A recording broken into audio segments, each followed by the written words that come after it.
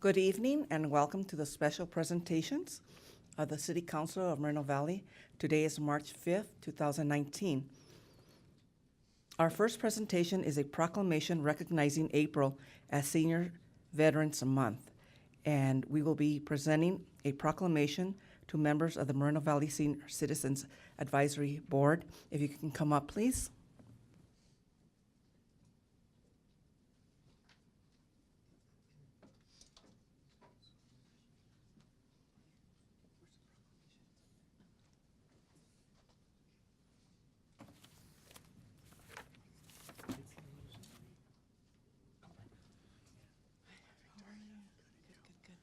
Thank you for being here.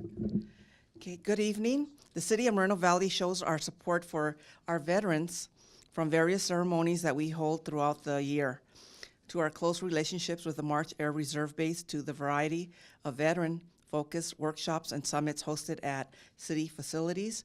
We do our best to show our gratitude for the courage and sacrifice that our veterans have made. According to the National Veterans Affairs Committee, states that the majority of our nation's veterans are over the age of 65. These veterans serve in conflicts around the world and are deserving of recognition for their efforts to serve our nation, defend the Constitution, and protect their loved ones and our loved ones. We would like to thank all service members, and tonight we would like to recognize the great impact that our senior veterans have had in paving the way for the service members of today. And so the City Council would like to honor our senior veterans by presenting this proclamation to members of the Moreno Valley Senior Citizens Advisory Board. And we have the proclamation here.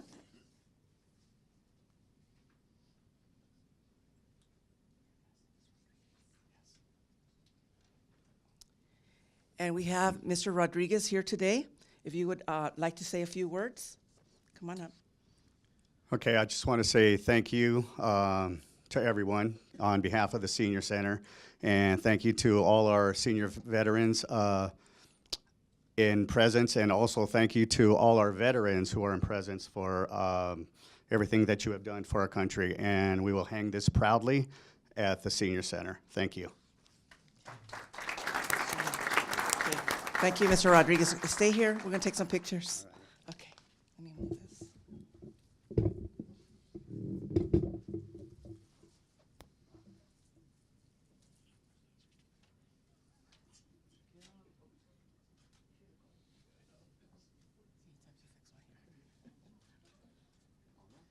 Did we break the camera? No. There we go. All right. Sorry about that.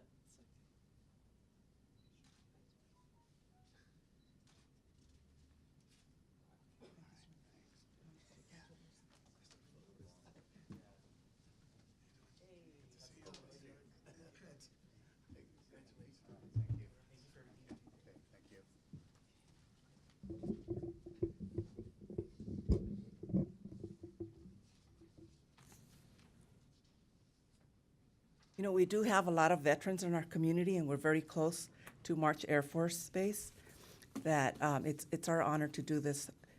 And want to thank Mr. Rodriguez for representing the seniors and coming up for the award. So let's give him another round of applause. Okay. Our second presentation is an acceptance of the Storm Ready City certificate. And this will be presented by our mayor, Dr. Exton Gutierrez.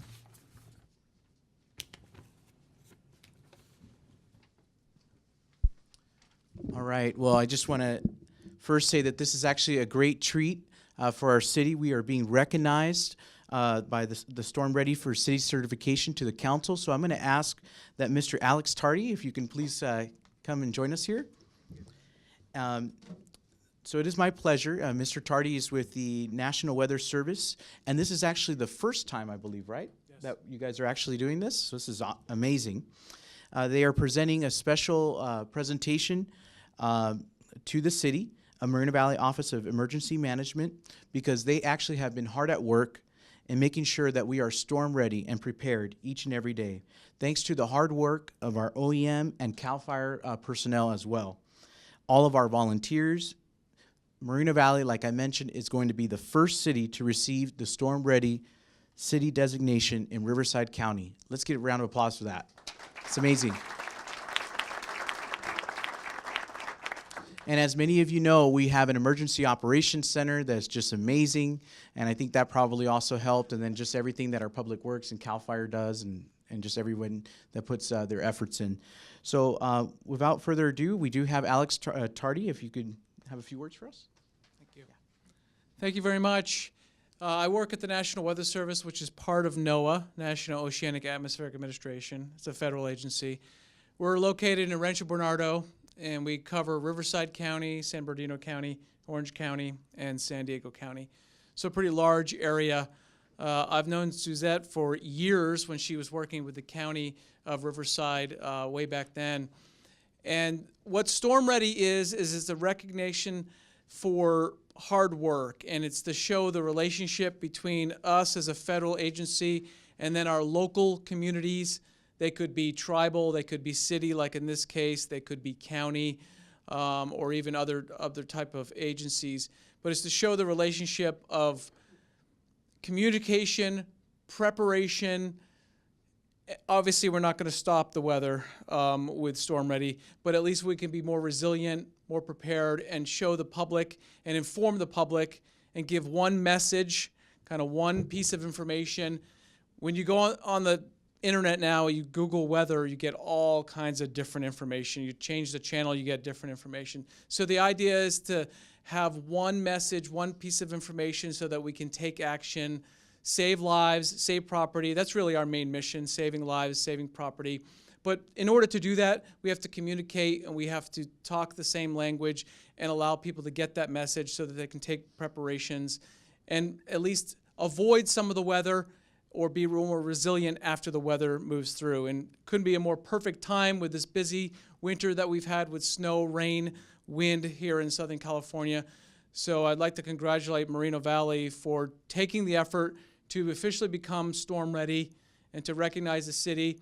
We have a sign that Suzette can put up over here, and it's a sign that can be put out in the weather elements, and it's a regular, real sign, and it tells visitors, it tells residents, it tells city council, it tells Public Works, CAL FIRE, police, everyone involved that the city of Moreno Valley is doing the extra steps to prepare the public, to help save lives and hopefully save property from the natural hazards such as weather and other things that we experience here in Southern California, including drought.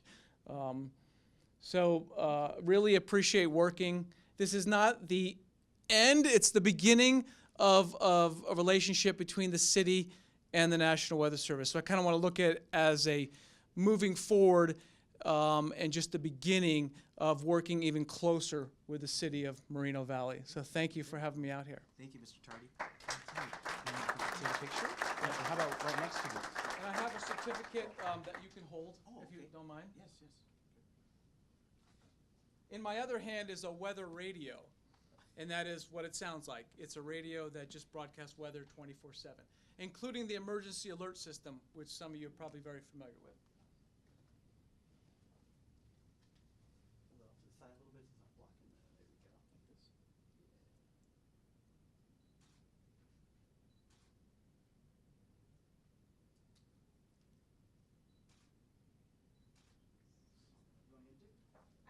I actually wanted to recognize some other folks.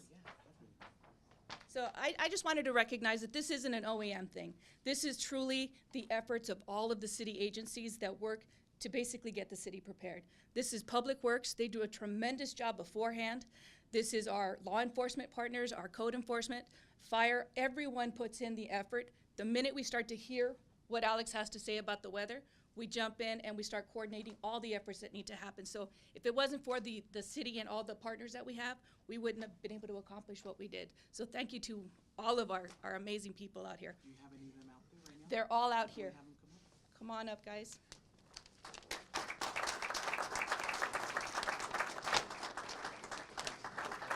No big green paper? You can just take a group picture. You want to just get behind you. Actually,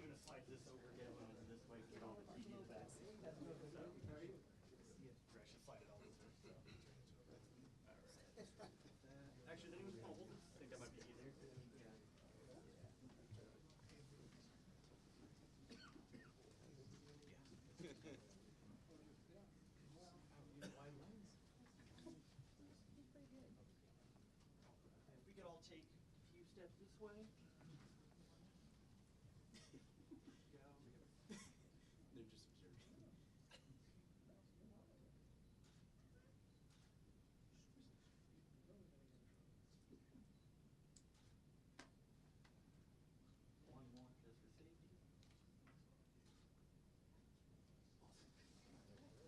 for everything, guys.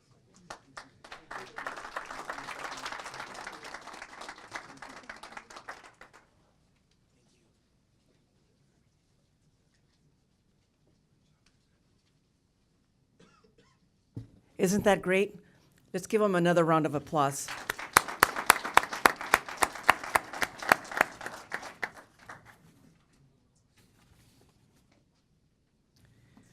Okay, folks, that concludes our special presentations.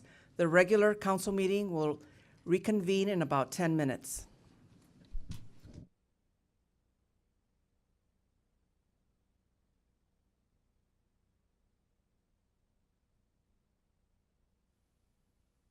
Good evening and welcome to the joint meeting of the City Council of the City of Moreno Valley Community Services District, City as Successor Agency for the Community Redevelopment Agency of the City of Moreno Valley Housing Authority, and the Board of Library Trustees. The City Council receives a separate stipend for CSD meetings. I now call the regular City Council meeting to order on March 5th, 2019 at 6:02 p.m. The Pledge of Allegiance will be led by Frank Wright. Please remain standing for the invocation, which will be given by Pastor Jeff White from Sandals Church.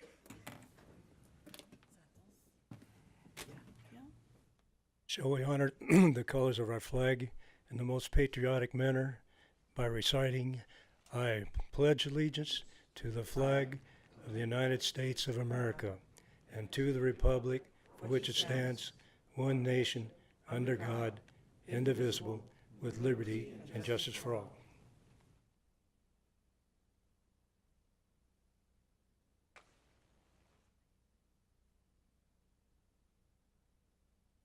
Will you join me in prayer? God, we're grateful to be here tonight, and we are grateful for the city of Moreno Valley. God, tonight I just ask for wisdom for these leaders as they make decisions and as they lead really well. Thank you for each person that's in leadership as the city continues to grow and to blossom. God, I pray for unity that there will happen in this leadership and also in the community. God, I want to pray for parents and families and students as they make up a big part of this community. Thank you for the schools and the graduation rates and so many things that are thriving right now, God. And so as we do that and as we look at the students and we pray for them as they grow into the leaders of tomorrow, we just want to bless them as well. So God, we pray for protection over this community, and we're just grateful for what you've provided so far. In your name, amen.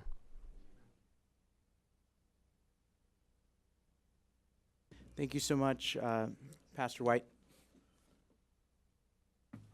Madam Clerk, roll call, please. Yes, sir. Councilmember Marquez, Present. Councilmember Cabrera, Here. Mayor Pro Tem Baca, Here? Mayor Gutierrez. Present. Let the record reflect, Councilmember Thornton is absent. Staff introductions, please. Pat Jaquez-Nares, as City Clerk. Regina Flores, Senior Deputy City Clerk. Marshall Ironman, Chief Financial Officer, City Treasurer.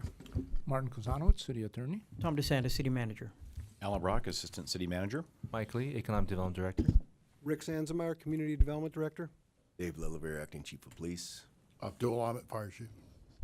Kathleen Sanchez, Human Resources Director. Patty Solano, Parks and Community Services Director. Michael Wolf, Director of Public Works, City Engineer. Thank you, staff. Just a friendly reminder, we do have the Spanish translation services, if need be, if you need those. Before we hear public comment this evening, I do ask and encourage everyone participating to keep their comments respectful towards each other, especially towards the individuals at the podium speaking. Finally, I ask that speakers bear in mind that comments are limited to 3 minutes for each speaker.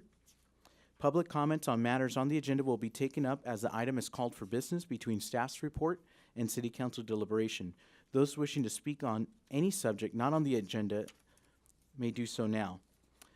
Those wishing to speak should complete and submit a blue speaker slip to the bailiff. There's a 3-minute time limit per person. All remarks and questions shall be addressed to the presiding officer or to the City Council. The City Clerk will call 3 names at a time.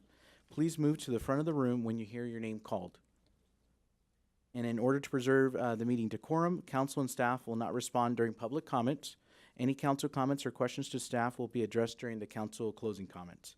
Madam Clerk, do we have any speakers for non-agenda items? Rafael Burgueras. Are there any? That's all I have. Oh, okay.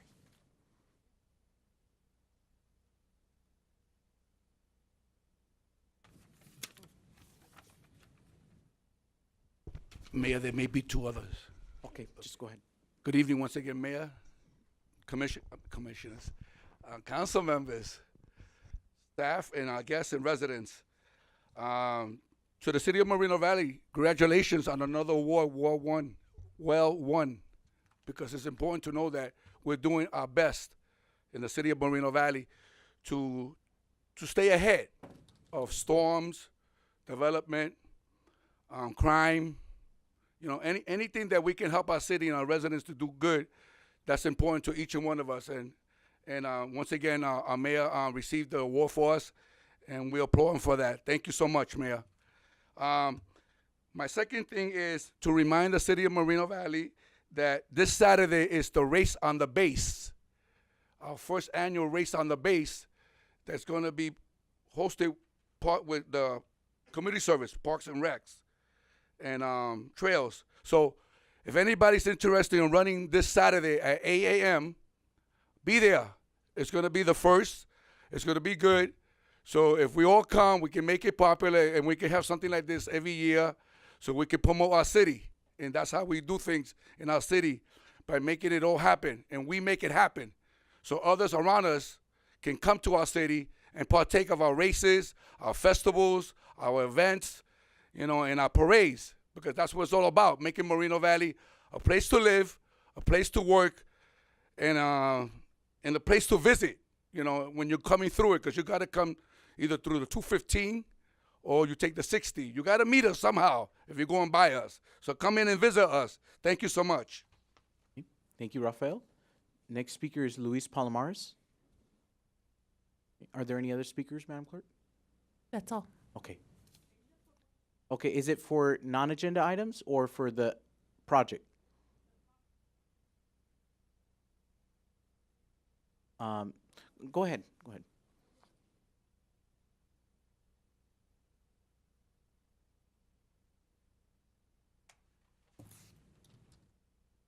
Hello, City Council members, staff. Wow, I haven't been here for a couple of months. I've been taking a break, a big break, and I needed to well, you know what I mean, get myself going again, because it was just a long year. Anyway, I've been watching, though, and you guys are doing a good job, doing everything we need here in the city, and just keep it going forward. That's all I could say. I agree with what you're doing in the city. There's some things I don't, but it doesn't matter. For the most part, I do, and hey, it's going good. Thank you again for your service and your commitment and everything else you bring to the city, and the staff also. Thank you for your work, your commitment, and the things you do for our city. Bye-bye. Till next time. Okay. Thanks, Luis. And you did it in 40 seconds. Okay. Next speaker, go ahead, Asia, for in place of F1. Thank you for allowing me to speak. I have another engagement in about 30 minutes, but I want to speak in favor of the project F1 Continental Villages. My name is Aja Smith, and I am a resident in Moreno Valley Ranch, and I am in favor of agenda item F.1. I spoke at the Planning Commission meeting in favor of this project as a resident. This project will bring in diverse residential options in our area. Moreno Valley Ranch offers many amenities to new and existing residents. We have the Moreno Valley City College, Kaiser, and University Health Systems. The expansion of these three major amenities are creating more job opportunities for our residents and future residents that would need housing. As stated at the Planning Commission meeting, residents are buying and renting condos and apartments, and this is becoming even more popular today due to the idea that not everyone wants to have a house where they have to worry about upkeep. In an apartment condo complex, maintenance and cleaning needs are limited to the inside of the apartment condo. That frees up time to do other things. It makes it easier for people who may not be able to care for a yard in the home's exterior. Whether someone chooses an apartment or condo for conveniences, ease of care, close to work, or because of the social aspects, the popularity of apartment condos continues to rise. With Kaiser and University Health System's Medical Center in Moreno Valley Ranch, we have healthcare professionals who prefer to be near the hospital than commute every day. We also have the college students and professionals that prefer to live closer to school and within walking distance. This will give an opportunity for the college community to not have to worry about transportation because where it's placed, it'll be easier and be walking distance. Even if you own your own car, parking fees can be costly and it will be very tight on the student budget. You get an economic benefit, plus you'll eliminate the stress of finding a ride or finding parking space at the school. Pretty much, I emailed everybody the rest of my favor of, and I will do this in short. This project provides its own recreational center that will cater to the residents and bring a sense of luxury in that community. Moreno Valley Ranch HOA only has one clubhouse to certain residential lots. For the developer to offer additional recreation center with pools and etc., they will have a better impact on our community so those residents can enjoy downtime by relaxing by the pool. This is a great addition to the Moreno Valley Ranch, and I ask the City Council to approve it. And thank you for giving me this time. You're welcome. Thank you, Ms. Smith. We have Roy Bleckard. We're on non-agenda items. Yesterday afternoon, I paid a visit to the Riverside Conservancy Agency, and I addressed the issue of fees. I've talked about the TUMP fees, and I asked them the same question. Is Moreno Valley current with all the fees? Have they collected the fees from the developers at 100% rate and passed them on? I have the same concern of that.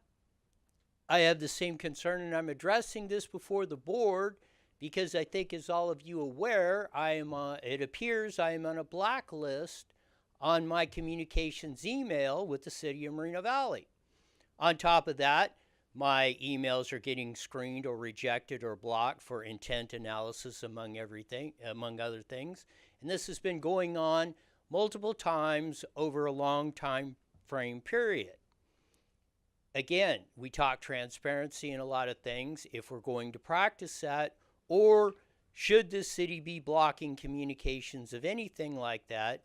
And as I explained to the IT manager, I think you're all aware of my communications, and I believe I have never sent anything with a virus in it or made any threatening communications or anything that wasn't on the matters or subject to do with the city. So I still am not understanding or don't have an understanding of why my particular case is getting done that, and has this been going on across the board. So the second thing I'm making, since I don't know if my communications are going through, I'm making a public records request on all documents related to Riverside Conservancy Agency, the fees that have been paid, collected, or any communications between staff, RCA, or anything that has went on between those agencies and developers or anything, because I want to see that, and I want to see them, and you can send them by electronic device. If not, or if there's a charge of more than $10, I would request that the documents be made available for inspection so I can pick and choose the ones I may or may not want. So we could do this the easy way, or we can do it the hard way. The choice is up to you, but I still have concerns that possible First Amendment violations are going on and been going on multiple times because I brought communications have been blocked. All this stuff, I've been bringing it up for many years. And, the situation seems to be getting worse. So I hope we can get a resolution to all of this so we can do things much more simply, efficiently, and effectively in the future. Thank you. Thank you, Roy. No more speakers. Okay. We're going to move to consent items. We are now going to move to our joint consent calendar sections A through E on the agenda. All items listed under the consent calendar sections A, B, C, and D, and E, now it's E, are considered to be routine and non-controversial and may be enacted by one motion. All right. Let's see. Okay. For any items removed or council questions, Councilmember Cabrera. Actually, just want to make a quick comment on A5. Okay. It's the appointments to the commissions and boards, specifically the appointment of Cassandra Morin to the ELC. Just if you're listening out there, if you're watching, I just want to say that you know, I'm looking forward to this being ratified and you joining us on the ELC so we can do more events, do more things for the youth. So it's exciting, and if it's ratified, congratulations in advance. Okay. All right. Councilmember Marquez. A8. A8. All right. Just brief on what's the money's going to be used for. Okay. So we have community development. Can you give a brief report of what the money will be used for, the Petco Foundation Grant Award? Community development? That'd be... It should be Rick. No, Rick, but he'll probably... I'd be happy to give the report, but I do have our Animal Services Division Manager, Steve Fries, here, who will do a good job too. Okay.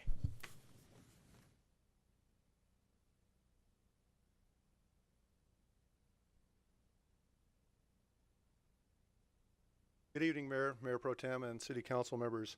The item before you, item A8, is a grant from the Petco Foundation in the amount of $30,000. And we're seeking your approval for that so that we can use it for a number of different things in the community for the community pets.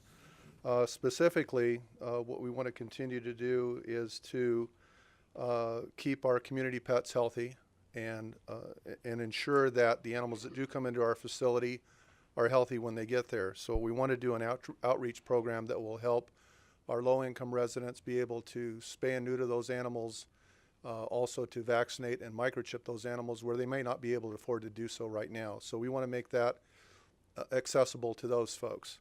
In addition, we want to continue to use some of this money to continue on with our success that we've had with our TNR program, which is our trap, neuter, release program for our feral cat population and our community cats.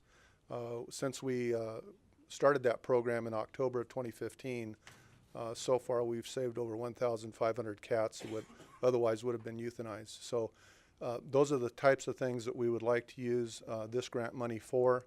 I think it'll have a positive impact on the animals in the community as well as a lot of our residents. Okay. Happy to answer any questions that you might have. How many years has this been, Steve, that we've received this? This will be our third grant award from the Petco Foundation. As you recall, they also made two other substantial grants to us initially when we started the TNR program. That was a $25,000 grant in 2016, and then in 2017 we received another grant from them to help us with the canine exercise yard area, and that was in the amount of $20,000. So to date, this would be $75,000 that we've received from the Petco Foundation to support our efforts and to support the community pets. I want to say, give a shout out to you and your staff for a wonderful job. Thank you very much, Steve. Thank you. That's all I have, Mayor. Okay. Thank you. All right. Any public comments on consent items, Madam Clerk? Yes.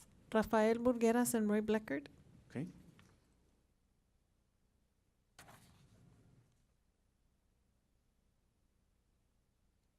Good evening once again, Mayor, staff, residents, and guests. I always try to pick my favorites on the consent calendar. Sometimes there's so many of them, so I only pick a few. And I'm not sure what we're going to do with A3. Are we going to vote with that tonight for a delegate? Is that going to happen tonight? Or okay, good enough. Thank you.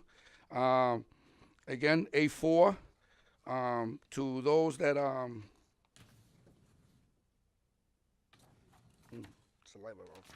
got hired. So we got new hirees again to fill in some of the positions. Jessica Selena and Steven and Zola. So anyway, we're grateful for new hirees because that only means to me that we're doing well in the city of Moreno Valley. We're conducting business. Business brings in revenue, and revenue brings new workers and things to get done in the city of Moreno Valley. We mentioned the commissions, and I'm looking forward to A9, where Roy just talked about, that the Western Riverside Council of Governments will take over our feeds. They'll be responsible for it, so we won't have concerns in the future. We'll avoid that by allowing someone else to take care and collect our feeds, and that's important. And A10, Councilmember Cabrera mentioned it 2 weeks ago about having the plan annual. The general plan talked about. I'm hoping that we can do a study session. It's been now over 12 years that we have not come to the table to revise some of this so we can avoid some of the things that we go through annually, with developers and businesses and things like that. So hoping that we have a study session one day and to talk about that. Just let us talk about it. And let us have a town hall so the city residents can come out and talk about it. It's been 12 years. We need to do something about that so we can continue to have our city to move forward. Thank you. Okay, next speaker, please. Roy Bleckert. Yes, on item A10, A9, the temp fees, well, I have no problem of redoing the administrative part of WRCOG collecting the temp fees directly. Again, as the aforementioned in my last statement, since my emails are getting blocked, I'm blacklisted, it appears, by the city and a lot of other things. Again, I'm making a public records request on all the temp fees with the same thing by electronic device, and if it's more than $10, I want to have them available for inspection so I can check with the ones on that. But if the city, I want to know, is there any deals cut? What all the communications have went back and forth? Because if developers are not paying the fees, or if taxpayer fees are being used to pay developer fees, I want to know about it. Because this kid does not want to, as a taxpayer, does not want to be paying out of our general or any other funds fees for developers. So I just want to make sure, because I want to clear up, if anything, clear up the rumors that keep flying around about all this stuff. So let's get it on the record one way or the other. Second thing about the general plan amendment. Where is it? This body, I believe, 2 years ago approved $1.75 million to do a general plan. Councilmember Cabrera, about 3 months ago, from the dais said, yeah, we're going to move that forward. We're going to work on it. Planning Commissioner Barnes at the last Planning Commission, when this came up, asked the question because he didn't know anything. He said, well, what's the status on this? I believe the city attorney was there and he can confirm this. So, again, we should have that general plan amendment once the money was appropriated. In fact, I put a plan together where we could do it half and within a year's time by putting it on the fast track, because there's models to do it. Where there's a will, there's a way. Just like the Homeless to Work program, Mr. Mayor. When you wanted it done, it got done.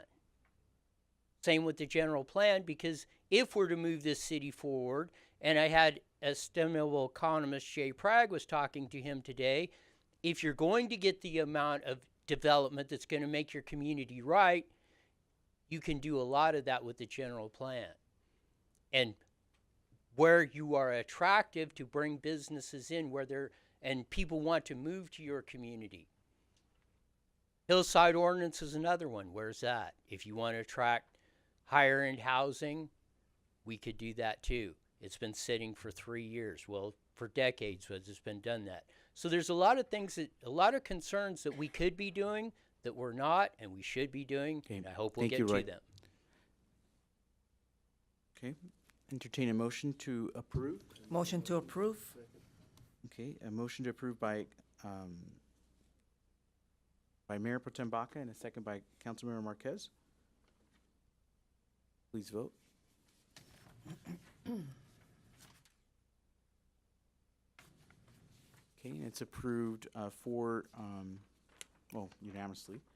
All right, so we're going to move on to item F. Okay, and it's the proposed general plan amendment, specific plan amendment, change of zone, plot plan for the 112 residential units for the property on the northeast corner of Cremeria Avenue and LaSalle Street. And we'll have a report from Community Development. Mr. Mayor, members of the council, I'm happy to introduce Jeff Bradshaw, our associate planner, who will make this presentation. Good evening. Good evening, Mayor Gutierrez and excuse me, members of the City Council.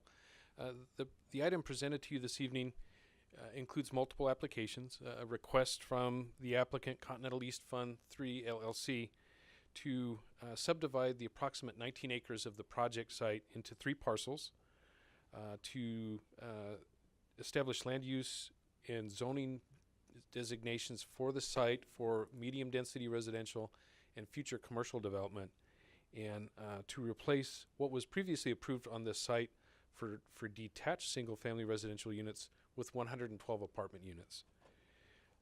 The project site is located within what is identified as Area 21, Planning Area 21 of the Moreno Valley Ranch Specific Plan.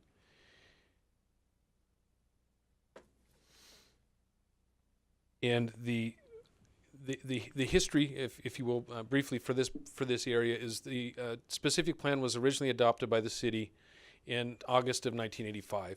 The land use designations for this site were commercial and high-density residential. An amendment to that specific plan, Amendment 6, was approved by the city in 2001, and that removed the commercial designations assigned to the site and established high-density residential over the entirety of the site. The applicant's request this evening would be to reestablish commercial zoning for 2.8 acres for the property at the corner of LaSalle and Cremeria, and over the remainder of the site develop apartments within medium density residential zoning. The apartments, and if you've had the opportunity to go out to the project site, you might have noted that there is construction ongoing out there now. So the original project, the apartment portion of that, is currently under construction. The applicant's proposal would be to build similar apartment units over the vacant portion of the site and provide a transition from the residences across the street to the apartment buildings with duplexes. So the Cremeria frontage would be lined with duplex units that would have the appearance of single-family homes.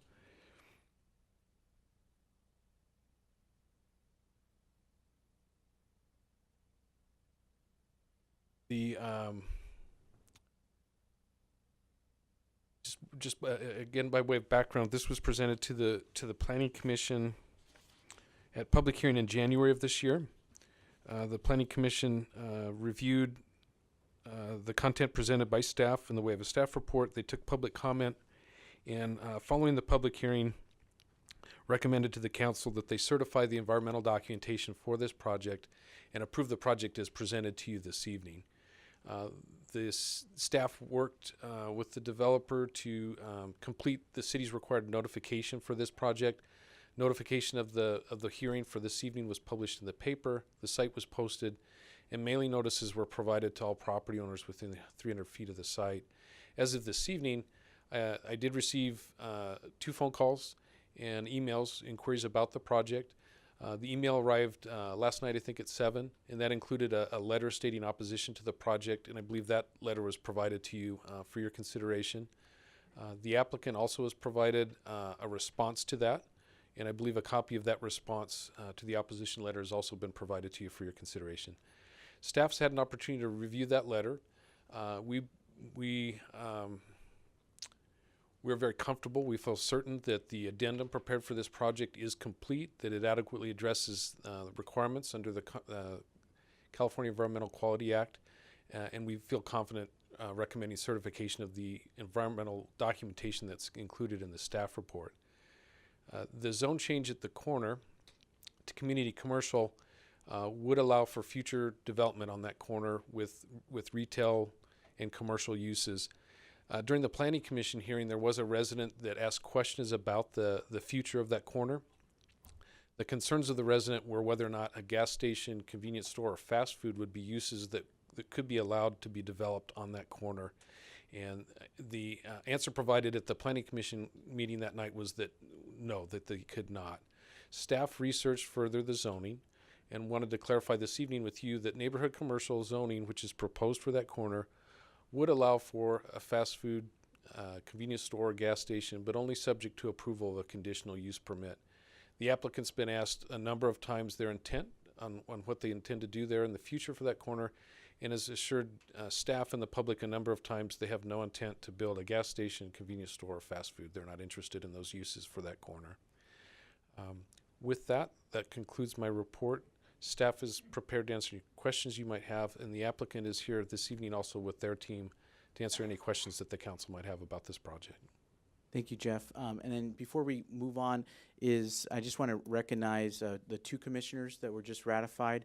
Francis Hernandez, if you could please stand, from the Library Commission.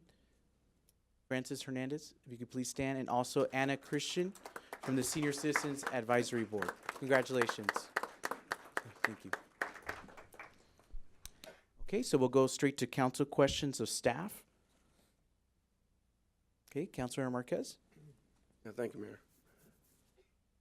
Jeff, you had made a statement there that the developer, owner, had said verbally he would not build a gas station, convenience store there. He said it verbally. Do we get it in writing? Or can we get it in writing? I'm going to answer that for the council member. We did not get that in writing, and I would like to indicate that the establishment of the zoning does not preclude that from ever being requested, but it is under good advisement from the team today that their intent as of today is not to build that use. I cannot guarantee you, and my staff cannot guarantee you, that sometime ever in the future they would never propose that. Obviously, as the staff has presented this evening, this specific plan was actually approved back in 1985. And since 1985, the Moreno Valley Ranch area has gone through several amendments. I think you referred to amendment number 6, which is the time when they changed that particular corner from commercial to residential, and now, after many other amendments, they're looking at reverting back. So things do change over time, but as of today, we do not have any inkling that a gas station is ever going to be proposed at this site. Knowing or speaking to the developer, I would feel very comfortable with just a verbal on that. He's built some other businesses and apartments and housing here in Moreno Valley, and he's done a great job. So I could say that I would accept a verbal on that at this time. Thank you.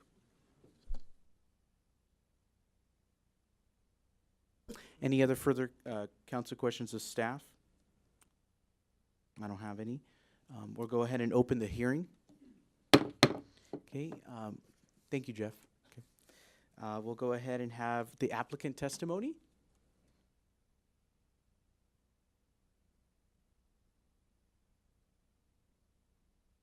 How you doing, Mr. Rattan? Mr. Mayor, I'm doing fine, thank you.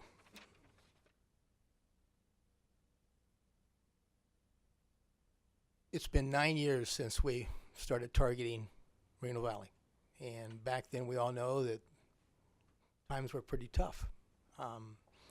We're very proud of our Renaissance Village project, but one of the things I want to address is the gas station.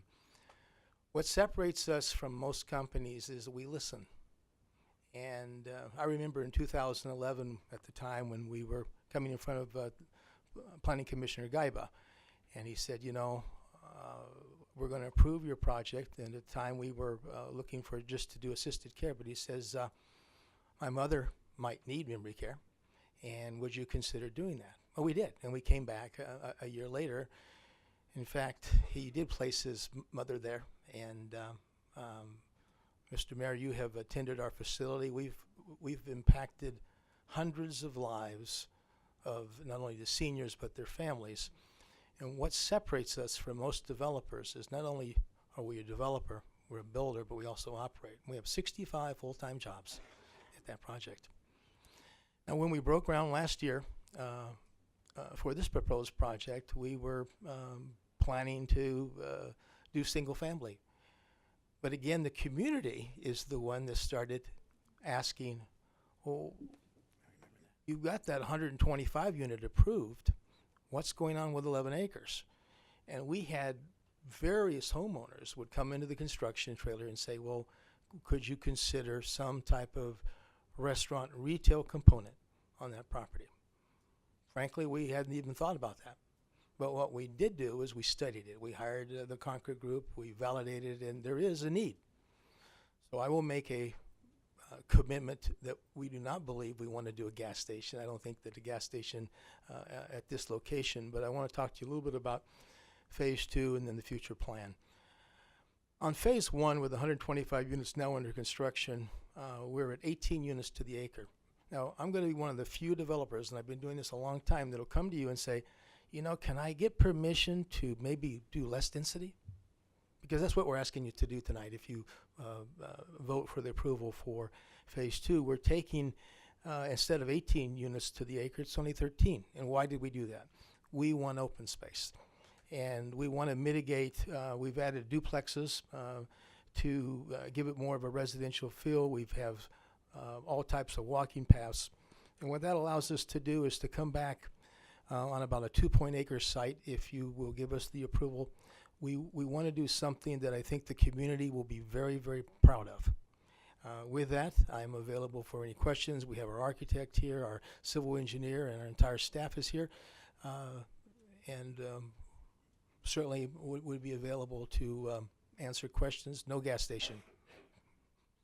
Thank you, Mr. Rattan. And mine is like a, not really a question, but a comment. You know, I just want to commend you for working with the community.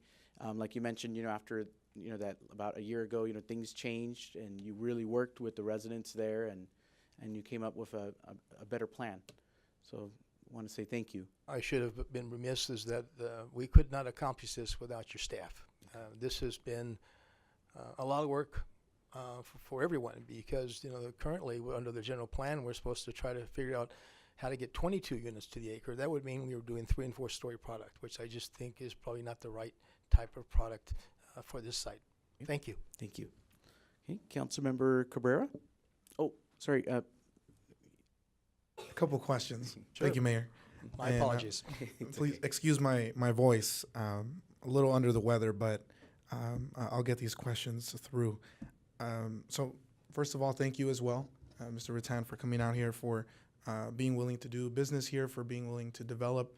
I've driven by that vacant property for years, and I'm glad to see something like this. I mean, that looks beautiful, and when I just look at everything that's surrounding, you know, it's mentioned in the staff report. The planner, Jeff Bradshaw, mentioned it. You mentioned it. It's right by the college, and so I think this is a very nice fit. This is probably going to be the best fit that we can get for that piece of property. And I just have a couple questions. I was looking through the actual plans, and I saw that there will be garages for some of the units. Is that correct? In phase 1, currently there are not, in phase 2, there will be, in the duplexes, there will be garages, and then the apartments will be just typical. Okay.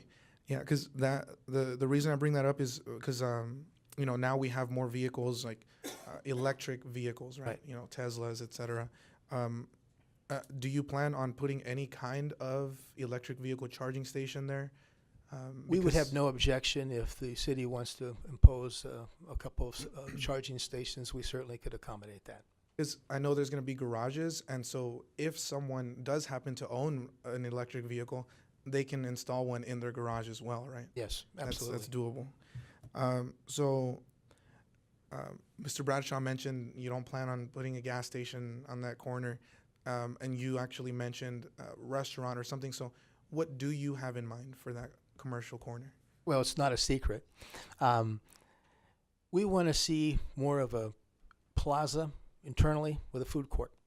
That the whole idea of this concept is that we have a sustainable, walkable community that will also be accessible to the surrounding neighborhoods, so that I think we're going to encourage not only interaction, but some of the things maybe you see more in Orange County that just do not exist today. Would there be some fast food here? Yes, but it'd be a different type. You know, we would not be seeing a drive-through, for example, of fast food. Thank you. And again, I think that would be perfect since the college is right there. It's all residential around. I think that would be a perfect fit for the students. And really, my last question, I'm sure you've reached out to the college. Have you worked out or had conversations regarding, since the college is going to continue to grow, and I actually think that one day it could potentially be a university because they have enough property back there. But have you had any conversations regarding, student housing, maybe? One of the things that we have designed was the duplexes. They're larger. They're about 2,100 feet, which is pretty large, and they could easily accommodate that. In addition, one of the problems currently, and we've had a lot of discussions with staff through Alex Ramirez, our community outreach person, they'll be able to walk versus losing their, if they're at lunch and they try to leave the campus, they could lose their spot. And that will not be the case here. They could easily walk, get a sandwich or a cup of coffee.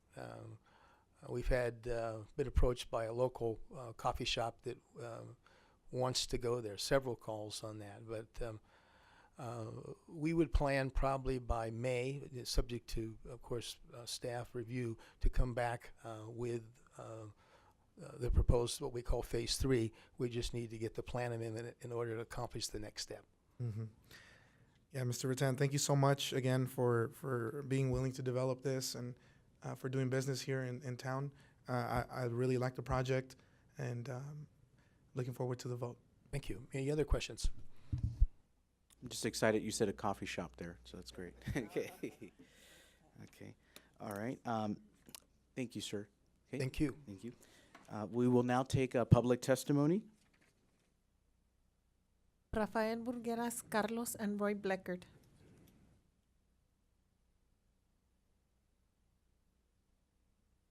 Okay, and if the other two could please stand to be ready. Good evening, Mayor, council members, staff, residents. The diagram on the screen displays no justice. See them in color. When you see them in color, you'll understand why they were voted 6-0 for approval on the Planning Commission. This is what sold part of the program, the project right here. Look at it well. Residents, look at it well. Okay.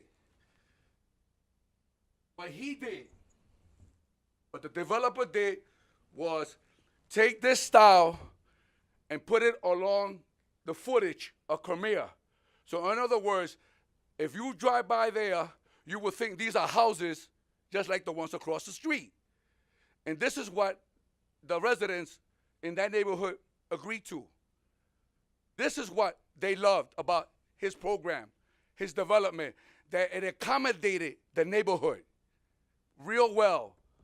See, if you look at the colors, it's much better in color than black and white. This is why I carried them. And I hope he gave me permission. I just took them.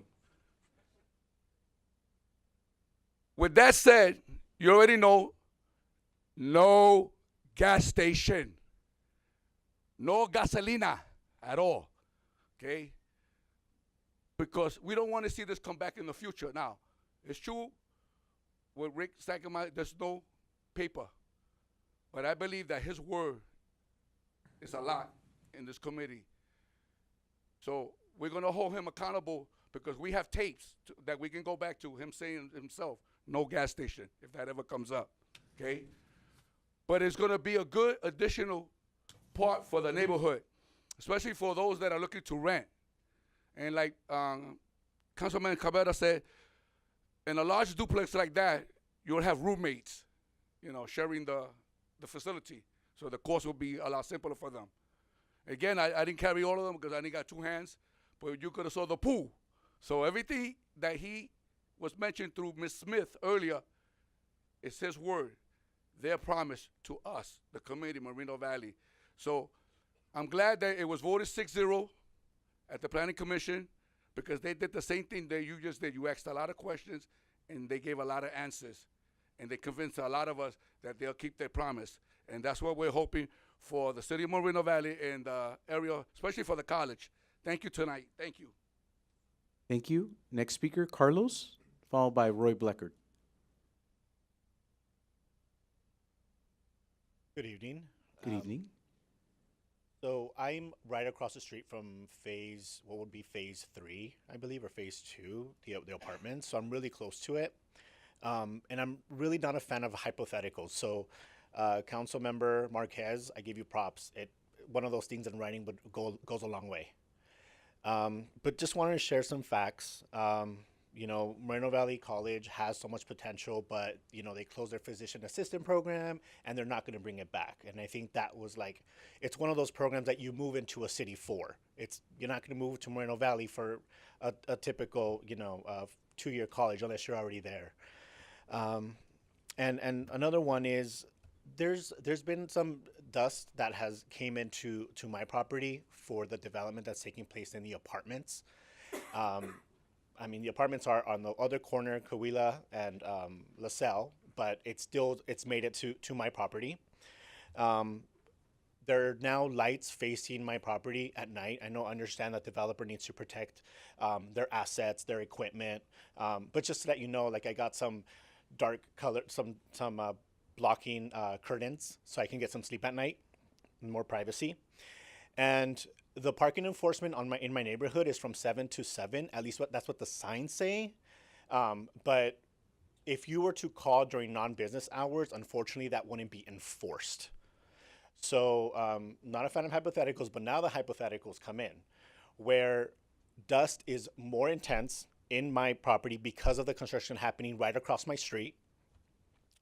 More lights at night, and overflow of parking in case there's not enough for the construction is now going to be in my neighborhood. So those are my concerns about this. And I do know the developer does a really good job. And I know this project has been happening, it's been approved originally since 1985. But since then, I was born, my generation was born, another generation was born. Things do change. So just some thoughts. Thank you. Roy Bleckert.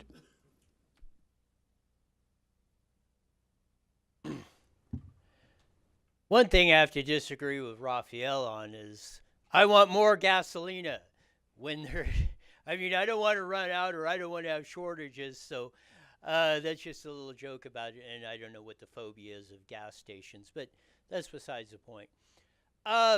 Mr. Rattan brought up a great point, and he brought up about density. I talk about it a lot. And you can even go to 1490 AM. It's archived on Inland Empire Newswire. Again, we had Claremont McKenna College economist Jay Pragg on. Mark Cabrera might have been tuning in and commented on this. We were talking about developments, Chino and Moreno Valley specifically, and we were talking about planning communities and that. But I think, and I haven't talked with Mr. Rattan, but I bet she knows this, the legislative analyst study of 2015, which said as you increase density, you decrease quality of life and you get lower test scores in kids.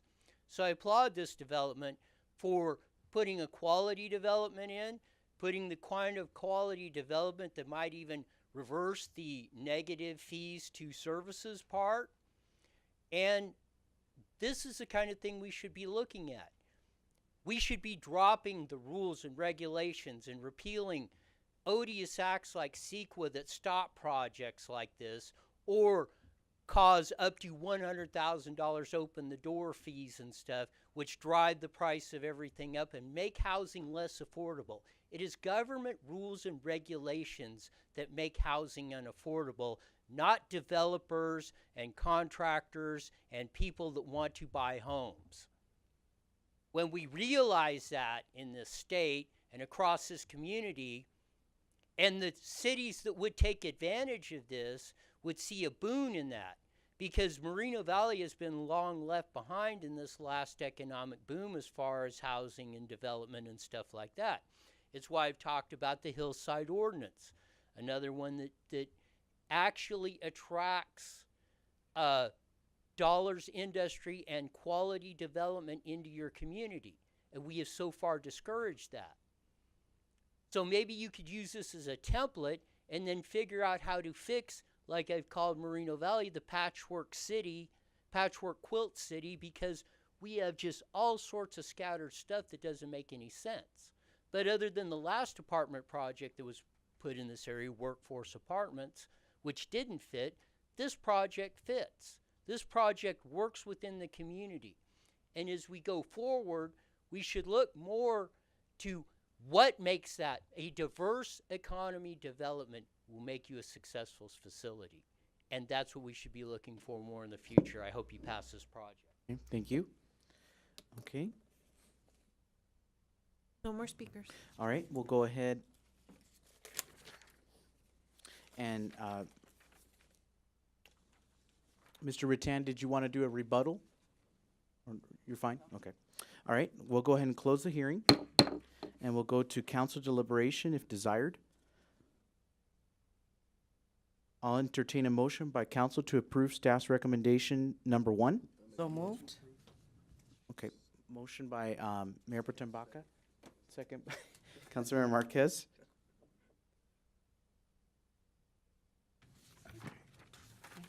Okay, please vote. And this is for the EIR, correct? It's for the environmental determination. It's not an EIR. And then we'll go with the next one. I entertain a motion by council to approve staff's recommendations numbers 2, 5, and 6. So moved. Okay, Councilmember Marquez, a motion. Second by Councilmember Cabrera.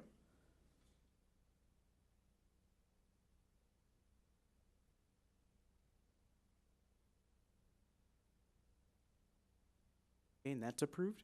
I entertain a motion by council to approve staff's recommendations numbers 3, 4, and 7. So moved. Okay, motion by, moved by Mayor Pro Tem Baca. Second by Councilmember Cabrera. Okay, please vote. Great. Okay, congratulations to the applicant. All right, thank you. And I do want to applaud the applicant again for your community outreach. You did a very, very strategic, a very, very good job in community outreach. So I appreciate that. Thank you. All right, we'll move straight to general business, G1.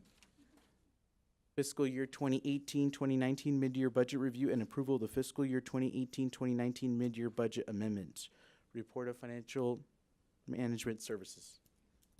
Thank you. Good evening, Mayor, Mayor Pro Tem, City Council members.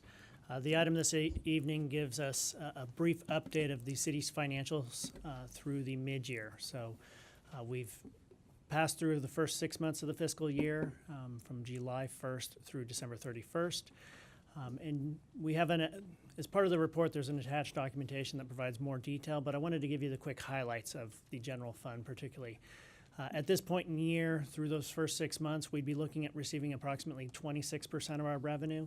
Most of our revenue comes in towards January and farther as we're looking at property taxes for those areas. But at this point in time, we've received 34% of our revenue to date, or through the mid-year. With regards to expenditures of the general fund, we typically see more of a straight line expenditure path, meaning as 50% of the year is expired, we would assume that about 50% of our revenue or expenses have been spent. At this point, we have seen 49% of our expenses. So with those two items, we're really seeing that the financial activities are right in line with the council-approved budget, and giving us indications that we'll continue to look through the third quarter to see if there's any other adjustments increased in revenues, and we'll bring those back at that later time. Now with the mid-year budget and every quarter adjustment, one thing we look at is any true-ups or modifications to the budget that we need to bring forward to council. It's always the goal of council and the finance staff to make sure that we maintain a balanced budget that is structurally balanced in all aspects. Now with that, there's a couple items that we're looking at on the general fund. With regards to revenues, we're making modifications or requesting modifications of slightly less than $700,000. The major two components on that are a transfer in from equipment replacement funds for an expenditure for the facilities management software replacement to make sure that we're proactive in the management of all of our facilities, allowing us to manage those deferred costs or any other items. And the other part is related to construction development that we're continuing to see within the city. So it's increasing engineering and inspection fees in that area. As an offset to those revenues, we do have the expenditures. So as those engineering fees come in, we will see an increase in expenditures of engineering professional services. We will also see on those replacement funds coming in on the revenue, the actual purchase of that software replacement system. So we're projecting about $700,000 in new revenue and about $633,000 in new expenditures. I did also want to point out on the expenditure side, given some of the recent storms, issues with potholes, we are looking at designating $50,000 for overtime to address some of those pothole issues. As we see these storms, we want to make sure that we're responsive, and this will allow some additional overtime or other services to make sure we're addressing those needs. But with these changes, we do continue to see a structurally balanced general fund. Now, outside of those changes, we've also examined some of the position control summary. As you know, we've tried to maintain required staffing levels. We try to keep them at a lower level than most jurisdictions to maintain or control cost within the city. We do have some adjustments that I wanted to propose through this mid-year. We have 2 new positions proposed, which would be funded by grant revenues. As you know, with grants, we want to make sure that we are in full compliance, that we do not create any liability for the general fund, and we make sure that these services are provided to the community. So one of those positions would be a management assistant within the Parks and Community Services Department, and this will assist with the ACES grants and child care grants as they're doing the oversight on those. Additionally, with the financial management services, we'd be looking at a position that would assist with the community development, the home, the ESG grants, all of the federal components that we receive to assist with compliance issues on those items and processing documentation. In addition to those 2 grant-funded positions, we'd be looking for 1 new position in Moreno Valley Utility. As the utility continues to grow, we see more and more demands for support within the administration component. So we're looking for an administrative assistant within that area. That would be funded by the Moreno Valley Utility revenue and would not impact the general fund there. So within the general fund, we're proposing a couple position reclassifications. This really works with modifying some of the fleet and facilities operations. We're looking to kind of combine those areas, create a new division manager by basically reclassifying the 2 existing division managers. That would then allow us to bring in a vehicle fleet technician.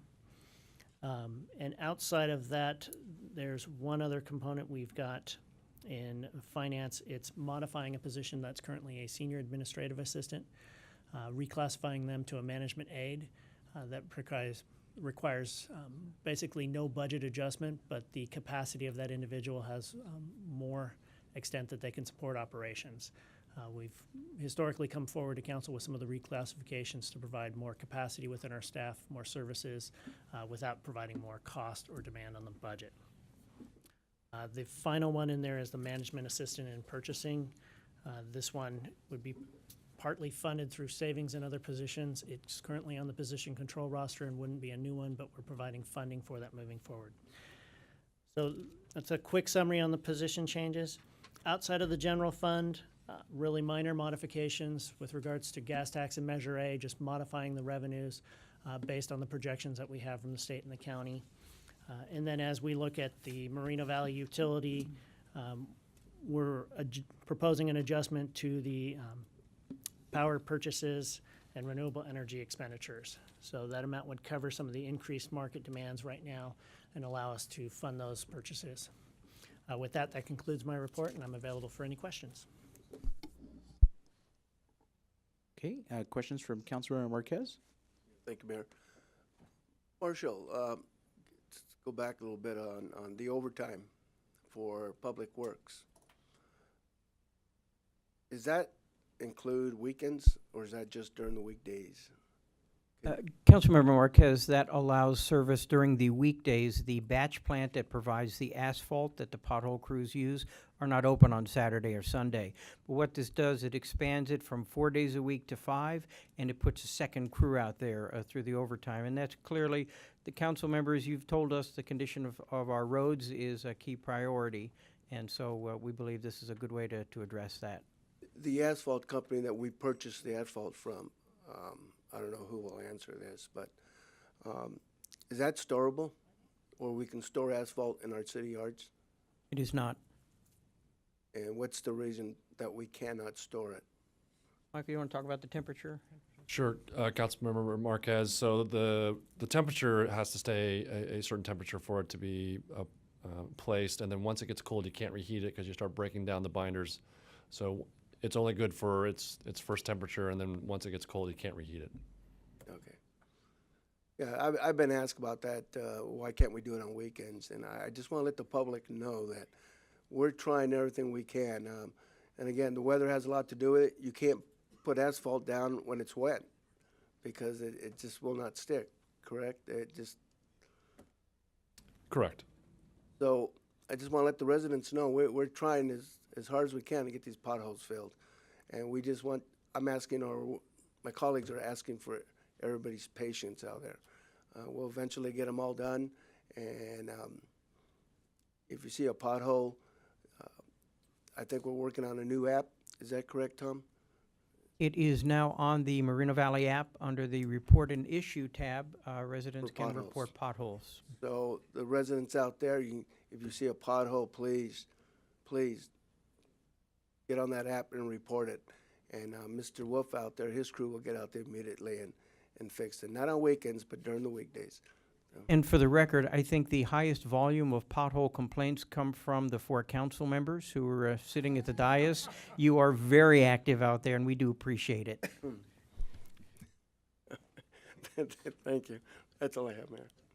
Thank you, Councilmember Marquez. We have Councilmember Cabrera with questions. Thank you. And just to add on to that, in a few months we have a new list of repairs coming up to approve for next year, and we actually have a whole segment of streets coming up. I think the end of spring, beginning of summer, sometime. So we have new repairs coming very soon, more coming next year, and like Councilmember Marquez said, anyone out there, if you do have the app and you see a pothole, just reporting it through that app will help us a lot. And thank you, Michael, and your department as well, because I'm constantly sending emails your way of potholes here and there. So thank you guys for your work.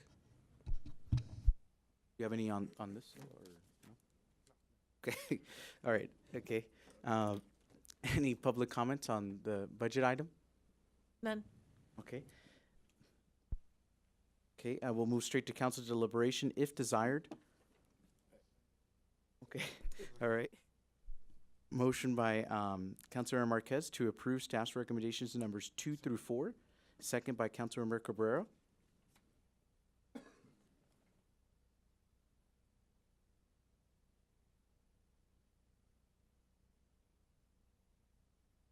Okay, and that passes. I entertain a motion by the CSD to approve staff's recommendations number 1. Okay, moved by Councilmember Marquez. Second by Councilmember Cabrera. Okay, please vote. Okay, and it's approved. Okay, we'll go straight to City Council reports. JPC, Mayor Pro Tem Baca.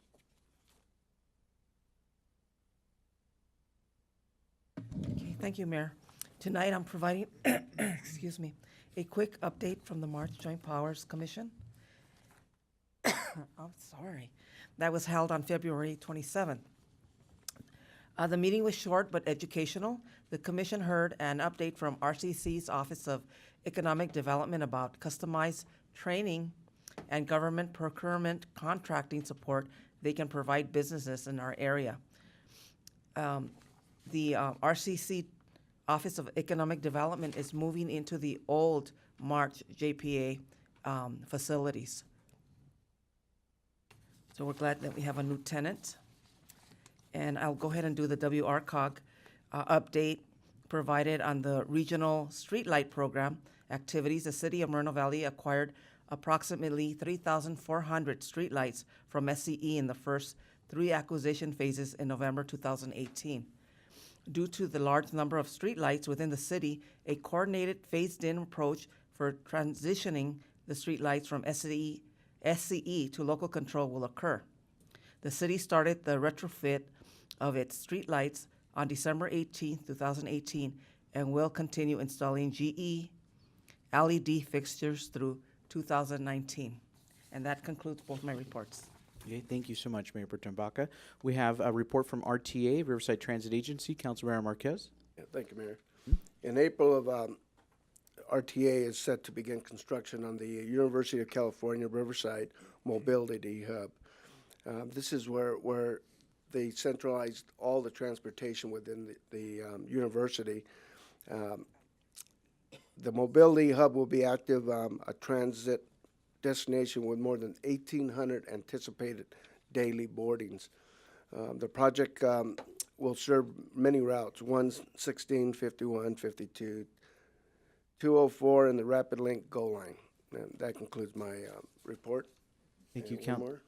Thank you, Councilmember Marquez. Oh, and then the other one? RCA, yeah, the RCA, on our meeting on March 4th, all it was said, and just brief, that the Moreno Valley MSHCP fees collection totaled almost $72,000 that was collected from 34 residential permits. So that's pretty good. Shows that we have development going in the city. Great. That concludes my report. Okay, thank you, Councilmember Marquez. We have City Manager's report, I-2. Thank you, Mayor, Mayor Pro Tem, members of the council. I just want to respond to a couple comments that were made this evening. The first topic was an allegation that the city is blocking an individual's email. Our Technology Services Director responded directly to tonight's speaker and informed him that the city does not block the gentleman's email. As part of our overall program to protect the city's electronic systems from viruses or other intrusions, one of the things we do is we contract with a third-party firm that provides a system through which all incoming emails pass through. And that system is designed to scan emails for possible viruses, phishing attempts, phishing PHIS, or spam. On February 20th at 4:54 p.m., the city's Technology Services Director informed tonight's speaker in writing about how he can contact the vendor to request that his individual email address be removed from the vendor's list of suspicious email addresses. The city has also asked the vendor to reevaluate the speaker's address while acknowledging that the city does not have control over the business processes of a commercial vendor. And so I think it's important to have that out there. The city does not block this gentleman's emails, and we are trying to assist him. The second topic, same speaker talked about, asked questions about the city's participation and compliance with the Transportation Uniform Mitigation Fee Program, affectionately known as TUMF. Only government would come up with acronyms like that. But I want the council and the public to rest assured that in order to receive Measure A transportation funding from the Riverside County Transportation Commission, the city must comply with the TUMF program. The city is in receipt of a letter from the Western Riverside Council of Governments that indicates that the city is in fact eligible for distribution of Measure A funds. I hope that's helpful, and that concludes my report this evening. Thank you, City Manager. City Attorney's report? Thank you. Nothing tonight. Thank you, Mayor. Okay, thank you. This brings us to reports and comments from council members who did not speak earlier. All right, Councilor Marquez. Thank you. Well, today I attended a luncheon down in Riverside for the 2019 Riverside County Education. You know, it's amazing how well the Riverside County school systems are working here. There must have been hundreds of awards received this past year. All the distinguished schools. It just makes me so proud because I have grandkids going to the school district, and at both school districts, they're achieving just unbelievable Graduation rates are up. Truancy is down. It just seems like now our kids want to go to school and get educated. And I just got to say, thank you for the 2 school districts for what they have done. It was a great luncheon. A lot of people there, and next year if you want to go, I don't know what the cost is, but it's well worth it. Well worth it. Secondly, I want just real quick piggyback on the potholes. I'm just asking that the residents of Moreno Valley, business owners, be patient with us. We haven't had this much rain in so long. We don't know how to act. It's bad enough we don't know how to drive in this weather, but our streets are in desperate need of repaving. And our public works, and our staff, they're doing everything in their power to get these streets paved, potholes filled. And it's not, I know it's expensive to repair your cars, but we're trying. We just ask for your patience. And if somebody wins the lotto, what is it, the $500 million, you might want to give the city some couple of $1 million and help us out. So with that being said, thank you. And everybody have a nice evening. Thank you. Councilmember Cabrera. Thank you. And maybe Patty Solano, I know I'm catching you off guard, but maybe you can share some information here on the event, Race on the Base. It's this Saturday, right? It's on our social media, Facebook, Instagram, and everything. But as of right now, what is the registration looking like in terms of people planning on attending the event? Right now, council member, we have just under 100 registered runners. That's for both the 5K and the fun run. Most of those are for the 5K, but we are expecting the registration to increase rapidly as the week progresses and the day of the event. So we're still encouraging a lot of residents to come out. It's a really unique course. It's going to be something that most races don't have because it's going to have steps and hills and curves, and because of the weather, it could be a little muddy. So it's actually going to be a really fun, kind of crazy race out there. Thank you, Patty. And I'm planning on being there, and thank you and your staff for working this out as well. So it should be exciting. I'll definitely probably be there doing the run. Thank you. The San Juan Bautista de Anza Trail, just so everybody knows, Public Works and Eric Lewis, and we actually have been sharing this information about the grant that we just got awarded to actually finish the construction of the San Juan Bautista de Anza Trail, which if you're driving through the city, especially on the south side of Moreno Valley, there are a few vacant properties that just cut through the city. It looks almost random, but that's actually part of the trail that starts from the Moreno Valley Mall, goes all the way to Rancho Verde High School. And I actually just found out that when it's fully built, you'll be able to ride your bike or walk from the Moreno Valley Mall all the way down to Menifee, which is pretty amazing. So I just wanted to share that information out there for everybody to know that I believe starting next year, around February sometime, we're going to start the construction of the remaining part of the trail. So that's pretty exciting. And a quick update on the Moreno Valley Ranch Golf Course as well. We're a couple months out there from actually opening the golf course. But the gates, the fencing and all that, I know the developer's working on that and remodeling the clubhouse as well. So it's moving along, and I think they're looking at maybe a summer grand opening. And I'm slowly getting some practice in because I've never really done golfing. So I'm getting my swings in and making sure that I'm ready for that grand opening. So just a quick update on the golf course. Exactly. Also, Jitters, Mike, thank you so much. We love coffee. And Jitters, the cafe just opened over off of Paris and Iris in that area. It's a mom and pop business, so they're pretty good. If you're in that area, definitely check them out. And second to last point, the general plan update, that is something that I have been talking about for a while. and I believe it's coming to a study session here in the next couple of months. So I'm really looking forward to that.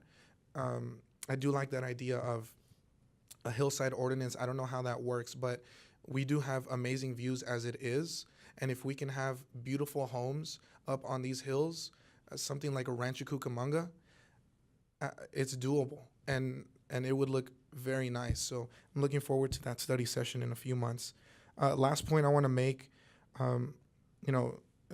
thank you to staff, but today I want to thank my colleagues up here on the council for all the support, for being able to work together, for being able to accomplish all the things that we have thus far. And I've only been here for not even 2 years, but we have been able to do a lot. And especially our mayor, who comes from a background in education, is a teacher, broke that record for being the youngest mayor here in the city. And, we need to continue doing that, investing into education, like helping students pay for tuition and putting in these programs so that we can empower our youth. And so I just want to say thank you, Mayor, and I'm looking forward to continuing that so that years from now, decades from now, all the youth who we help, all the people who we help will remember where they came from and how they got to where they were. So thank you. Thank you. Mayor Pro Tem Baca?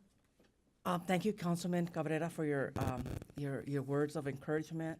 I know it's a lot of work, but it can be done, and I want to thank you for being part of a good team, Mayor Gutierrez as well, for the leadership that you provide to the city, and Councilwoman Carla Thornton, Dr. Carla Thornton, who isn't here today, but she's a great addition to our team. So I just want to say that I concur with you, Councilman Cabrera.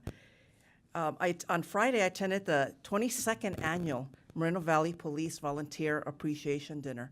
And I just want to say that, in my opinion, and I'm sure my colleagues concur, that volunteers are like gold. And we have a lot of good volunteers. And it was a great event. It was well attended. The food was great. And I just want to say thank you to Sergeant Brooks for the invitation. Our police chief, David Lillivier, was there, and our own Sheriff, Chad Bianco, was also present. So it was a good event, and I just want to thank you guys for what you do. Really appreciate that, because without the volunteers, what would we do? And we have some here tonight. Just want to say thank you to the ones that are here.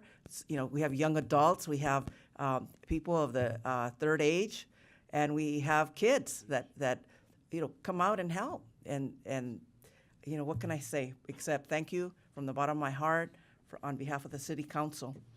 And that concludes my comments for tonight. Thank you. Thank you, Mayor Pro Tem Baca, and I just want to thank, again, I just want to thank you personally, Councilmember Cabrera, for those kind words and support. And I think we've made a great team, and I think that we've accomplished a lot, from the Homeless to Work, to the Promise Initiative, just to a lot of other initiatives, so I just want to thank you for that. This past week and a half, I attended the Mayor's Cybersecurity Challenge at Moreno Valley College, and it was a great event. A lot of students were there from different cities and different colleges, and it was really nice because last year I believe they had it in Fontana, and this year they actually had it in. Was it? Okay. So then now, well, it's in Moreno Valley, and so that's the great thing, is that it stayed in Moreno Valley and it didn't go anywhere else. I want to congratulate the new commissioners as well for your service. Like Mayor Pro Tem Baca said, volunteers are gold. And we need to recognize them, and they're going to be giving a great service to our city. And then finally, I just want to say again, I just want to bring this back, that I really believe that the project that was approved tonight is really a good example of how business should work with the community.